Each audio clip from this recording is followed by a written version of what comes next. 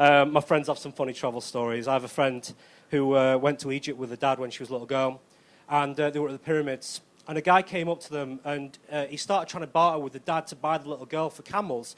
Loads of camels with him. And the dad was a bit of a joke because he thought he'd wind his kid up. So he's like, oh, no, I want more than 3 for her. She's a blonde. And the kid's getting really upset. And it's this really cute family story they tell, at events, and all the family laugh, and it's really nice. But in 2019, things were a little bit more sinister. And that's just a genuine paedophile in the Middle East trying to buy a little white girl. That's just a full-on Netflix documentary. Speaking of which, I've got a little puppy called Larry, and we're watching The Disappearance of Madeleine McCann.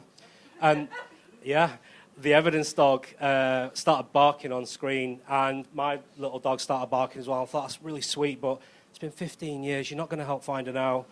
But he's a good lad for trying, and by barking at the screen for 15 straight seconds, he's now done more to find Madeleine than the McCanns themselves.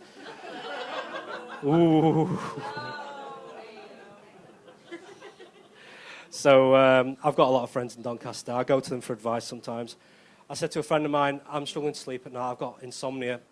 He said, I've got a perfect solution for you, masturbation. I said, does that really work? He said, yeah. If you jerk off 5, maybe 6 men, you'll be exhausted. You'll be out like a light. I've not tried it yet, but some lads in the audience probably have. And it's important not to make eye contact when you say that, otherwise you will get beaten up or beaten off. Controversy then. So R. Kelly's... Here it comes. R. Kelly's now out on bail. He got arrested. He's been accused of a string of offences over the years. I just want to put it out there right here, right now, on YouTube and in front of all of you. I stand behind R. Kelly. And I'll tell you why. If you stand behind a man like R. Kelly, it's a lot harder for him to rape you. It's just practical. The churches all over the world, in fact, they used to sing I Believe I Can Fly every week, and it was this big uplifting song, and all the choirs, I believe, and it was beautiful. And that got taken away from them. And I think they should be allowed to keep singing it. Because ultimately, the church invented the thing that R. Kelly got arrested for. It's only right.